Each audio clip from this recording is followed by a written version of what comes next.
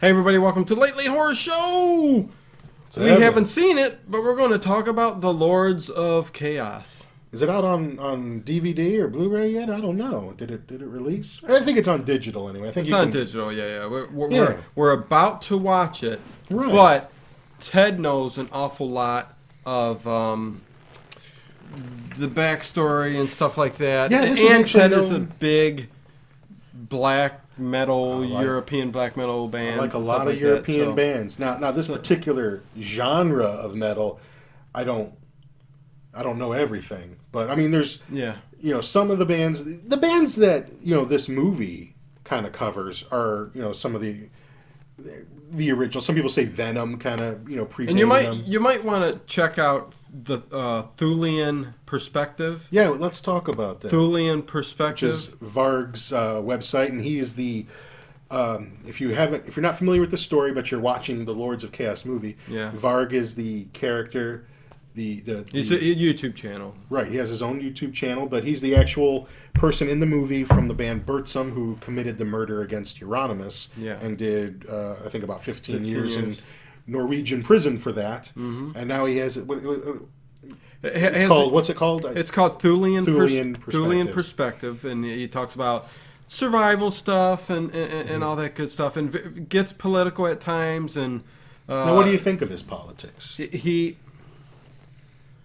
Some people claim he's a racist, anti-Semite.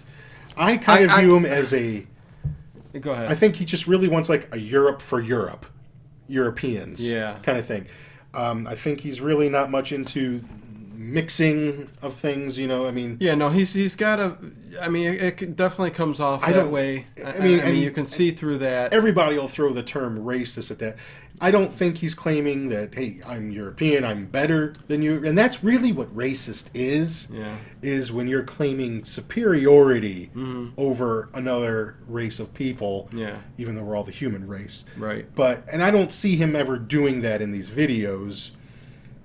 He's just seems like isolated, He walks the line. He really does. I mean, in my mind, from what I've seen... When you really understand the definitions of words... Yeah. You realize it's not what he's talking about. Right. I mean, it'd be just like if it's almost like if you aren't openly embracing everybody and say, everybody just give me a great big hug, and then you're a racist. And I don't necessarily see it that way. Right. It's when you're claiming superiority. My race is more intelligent than yours, or we're better. That's racist in my opinion. Yeah. You're right. He does walk a line, and some people, depending on their politics, might view it a certain and get offended by his very strong views and opinions. And I'm kind of like that as well. I mean, Again, this isn't a movie review, but we're going to talk about the story, the actual behind, events. Yeah, the actual events. Because the movie's Chaos. So. The movie is a movie, which he definitely. There's no positive. Well, let me put it to you this coming way. from him at all. But I mean, this just goes to show, this Lords of Chaos movie that has been released now is going to deal. It deals with several bands, but three of the main ones would be Mayhem, which is the band that Euronymous and Death were in. Yeah. There's Bertsum, which is Varg's band. Yep. Who I also recommend you listen to some of those early albums. They're fantastic. I have some of them, and Dark Throne. Those were three of the really big ones that started off on the scene, and all three of those bands, or the labels or the representatives of those bands, have all declined to let their music be used in a movie about them. They've all basically given the middle finger and said, they all said "F you. You're not using it." So this movie, which is about these three bands and the whole scene, isn't allowed to use the music. They'll use death metal type music, but it's not going to be the music of those bands. Right. And I think that goes to show something. They were not interviewed for the movie. The book that came out, I don't believe they were even interviewed for that. So a lot of it is just secondhand information dealing with the church burnings and the murder of Euronymous and all that. If you've seen the movie already, then you probably already kind of know that the character of Varg is the one who murders Euronymous. I am not sure of the motivations that they placed in the movie. I don't know if it's a girl or what's the reason. But the real reason that Varg has always given, and if you go on his Thulian Perspective YouTube channel, right? If you go on there, you'll find, and you know what the funny thing, I got into it. We were just talking about it. He didn't know that was the guy. We were because I'm not as big into the black metal scene as Ted. Well, I thought you might have come across his videos talking about it. Yeah, I missed the or maybe it's just the title didn't seem interesting to you. Yeah. But he's subscribed. I'm subscribed to Thulian Perspective. And I saw, I saw it. It's like, because we were just talking about the movie. I was like, well, that's the guy right there. That's so funny. That's him. That's Varg. That's the guy who did 15 years. Yeah. And just 5 minutes ago, he didn't know that's who it was. He's like, you're kidding me. I've been watching his videos. It's a trip. Hey, what can I say? That's him. That's him. I mean, he looks like a mountain man now. He's out in the woods and survivalist and Norwegian survivalist. Yeah, I mean, but but I do find it funny that none of the band's music is going to be played in here. I'm sure it's probably won't take away from what the story they're trying to get away. But again, it just really goes to show that that's how they feel about the movie. Right. Yeah. Their attitudes about music, I mean, that whole black metal scene, I've listened to interviews with the Dark Throne drummer Fenriz, and how, what they really wanted to do is just make it as primal as possible to play, electric guitar, rock music. Yeah. He said, I almost wanted to unlearn everything I knew about the drums and just make it as primal as possible. Varg, when he was recording the Birdsum album, he recorded remember the little micro cassette players? Oh, yeah. He recorded the vocals on that, and then that's the vocals that are on the album, just from a little micro cassette. And it gives it a really distorted sound. I mean, it's not in English anyway. Well, some of it is, but not a lot of it. And it's almost, like I was telling him, it's almost hypnotic. The vocals are so buried deep in the background, and it's just got that sound to it that, I don't listen to a lot of music where you go, rah, rah. But there's something about Birdsum that is just amazing. They different sound. They add keyboards into it and things like. I mean, I even played some for my wife once, and I was like, just put on headphones, and I said, just listen. And she even admitted it wasn't bad. She didn't like the singing, but definitely need a good set of headphones that isolates the different sounds and stuff. You listen to it on your phone or something like that, it sounds like crap. Yeah, but you need good. If you put some headphones on, I've lulled myself to sleep with those couple of albums of his that I have. Yeah. But the story that Varg is always given, and which I don't believe he's ever wavered on, is that he and Euronymous were having a falling out. Euronymous had his own record label, and he was screwing up, getting Birdsum albums out there, the pre-orders, and making the actual CDs and I don't know if they were vinyls at the time, whatever. But and they were just continuously having a falling out. There was the whole situation when the singer that's going to be in the movie Death, who ends up killing himself. Yeah. Hope I'm not spoiling anything for you, but that's with spoilers, a name like Death. Spoilers. So that's what I think they kind of imply it in the there was stuff. Right. Yeah. Basically, I mean, Varg was under the idea, and many people told him that Euronymous actually said this, was that he was going to kill Varg. He was going to lure him out to his place, get him out in the woods, tase him, kill him, and make a snuff film out of it. And he didn't tell everybody, but he told a couple people about it, and those people told Varg, and actually one of them, he was telling somebody on the phone, and Varg was there, and said, come here, listen to this. He said, I actually heard him say it on the phone, what he was going to do. So a situation arose where he had to go to Euronymous' apartment, which was kind of a little ways out, and under the thing to sign some contract. And he claims that Euronymous ran into the back. He thought he knew that Euronymous had a gun or something. When he started to go run for something, he got scared. He had a knife on him, and hijinks ensued, and stabbed him in the skull. Amongst other places. Yeah, what you said about 85 times. I don't think I'm exaggerating, but he was stabbed. Quite a few times. Quite a few times. I mean, and they also suspected Varg. The black metal rage ensued. Well, I mean, he had reason to believe that Euronymous was going to kill him. Yeah. but you can't prove that. Right. You know, so he ended up Hearsay. in Norway. The most you can be sentenced to is 21 years in prison, and that's what he received. And he did like 15 or I think about 15 years. Yeah. Gave plenty of interviews in prison. As a matter of fact, I wanted to direct you all to a movie. If you have Amazon Prime, it's called Until the Light Takes Us. It's a documentary featuring a lot of the real people that are in the Lords of Chaos movie. Fenriz, Varg, other members of other bands, talking about... You'll probably get more true facts from this than you will from the movie. Talking about the things that the Lords of Chaos film is about. Mm-hmm. And also talking about that scene, how it started, where it went, who was there, who wasn't there, what was going on at the time, what all these people knew. And, just even like when Death committed suicide, and they show in the trailer like the suicide note that he said, and even wrote like, sorry about all the blood. Yeah. I mean, when Euronymous found him, he didn't call the police right away. He rearranged things and started taking pictures.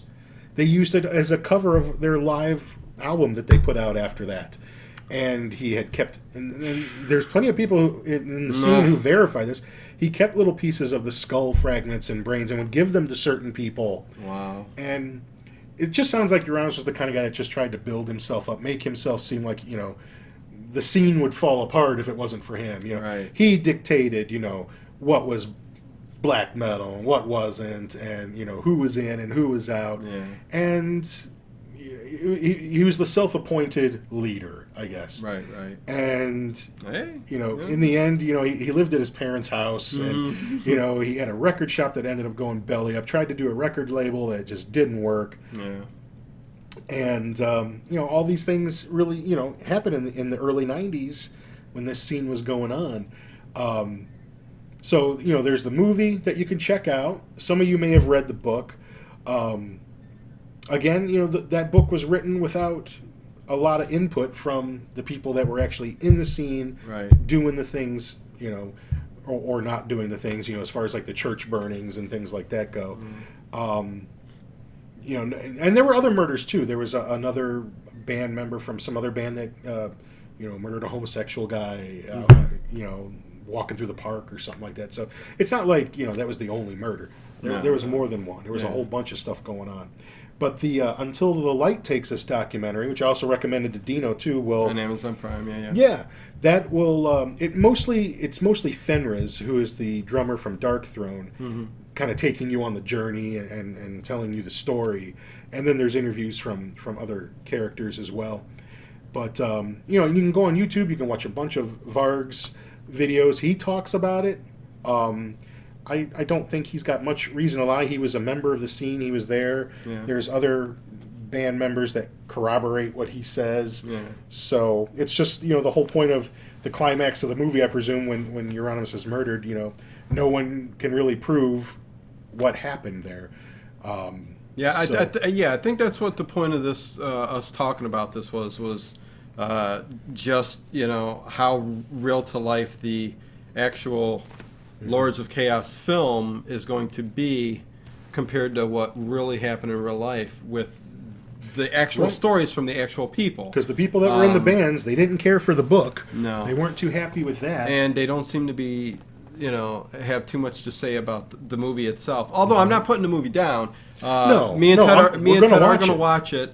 And probably give you our views on that, sometime down the road here. Yeah. But we wanted to get in here really quick and just give you some, upfront information on that. And check out Thulian Perspective. Yes. YouTube channel. A variety of things he talks about on there, from role-playing games to black metal to philosophy and politics. Yep. Very interesting channel, to say the least. And he's a man of strong ideas, but he's interesting to listen to, whether you necessarily agree with what he says or not. And if you know a lot about the story and like, Ted here with a lot of the backstory and what went on during that period and stuff, and you've seen the movie, let us know down below in the comments what you thought of it, and Ted would definitely respond and chat back and forth. Yeah, I'm going to watch it soon. I'm curious to see it. I know it was playing at some of the theaters here too. My sister asked me to go. I think it was playing at like the Capitol Theater, and Yeah. I just told her, I go, it's supposed to be on video at the end of the month, so I Right, think I'll right. just wait and Yeah. watch it at home. Yeah. And I'm always interested in it. I just, I hope they don't make it lame, like, it's about a girl or something. Because I did see, like, some kissing and stuff, whatever, in the trailer. It's like, I hope it's not like a, hey, I'm jealous of a girl or something like that. Because that ain't what happened. No. At least not as far as what any of these guys have totally different. So, and they have a totally different frame of mind back in that, period of time, what was going on they with were the very whole scene. serious about it. And it wasn't, the ones that were really into it, really about getting it back to just a real primal level, a primal intensity. And you feel it in that music. It's, the beast within. It was, even production values. Throw them out, Just the crappiest stuff you can record an album on, let's just do it and make it as... it kind of almost goes back to the 50s when they were making the first rock and roll. Screw it, plug in and play. Who cares? Yeah. Who cares what it sounds like? Let's just rock. And that's kind of what they wanted to bring it back to. And then it, escalated into, a whole lot of drama in the end. Yeah. So and the whole scene that was just over there. I mean, it's not like the U.S. I mean, it's a much more smaller community, right? To begin with. So the inner workings of what was actually going on there, till this day, truly, I don't think we'll ever know the whole truth, but no, because there's enough information out there. Especially when it came to like the church burning stuff, no one's gonna. Right. Even Varg said that in some of his videos. Why, how are they going to catch you? Yeah. I mean, unless you're caught right there doing it, there's no way they're going to catch you. So why would you say anything? Right. So, and if nobody knows about the church burnings, you're referring to. I mean, they happened. It was news, and the people in these bands were suspected of it. Yeah. Some people tried to narc on other people. So and so did it, or whatever, but. No one was ever actually, I don't believe, caught red-handed doing it. Yeah. So why would you, right.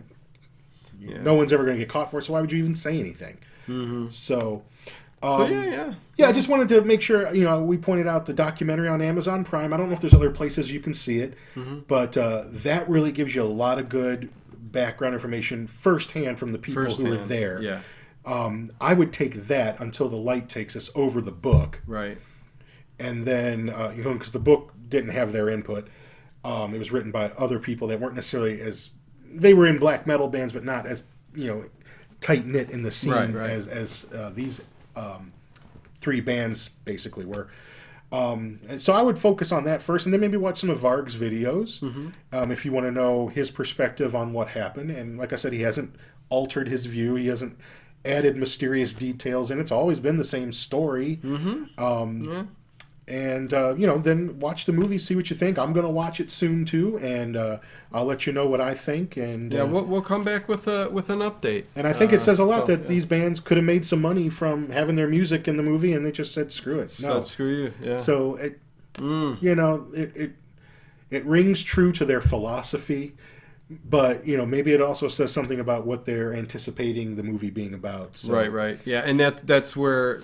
That's why I wanted to get this out before we actually seen the movie, because of how this may end up. And I'll backtrack if I need to after I've watched it. Right. Yeah. So there you go, you guys. A really quick, little background synopsis, point you in a few different directions here on before you see the movie. Right. And again, if you've seen the movie, let us know in the comments below your thoughts on all of this, because a lot of shit went down and happened. Right. So and this may just be another, typical Hollywood movie like a Bohemian Rhapsody or something like that, and could be that too. Not but just necessarily accurate. It's just entertainment. Entertaining. So there you go. We'll be doing some longer formatted stuff in the near future here. Mm-hmm. We may even do a Hammer Horror trivia night live next Tuesday. So that may be what we do next Tuesday. Tell him that's what you want. Okay, well I think that might be what we do. Hammer Horror Trivia next Tuesday, live right here on the Late Late Horror Show. Go like us on Facebook. If you want to listen to us, go to iTunes, search Late Late Horror Show. And also check out Thulian Perspective if you want to get a little ideas I love all his on perspectives from his car. right. Yeah, no, it's very interesting insight on It is. his thoughts, just the inner workings of a man's brain. How about that? Mm-hmm. So there you go. The Late Late Horror Show. Until next time, you guys take care.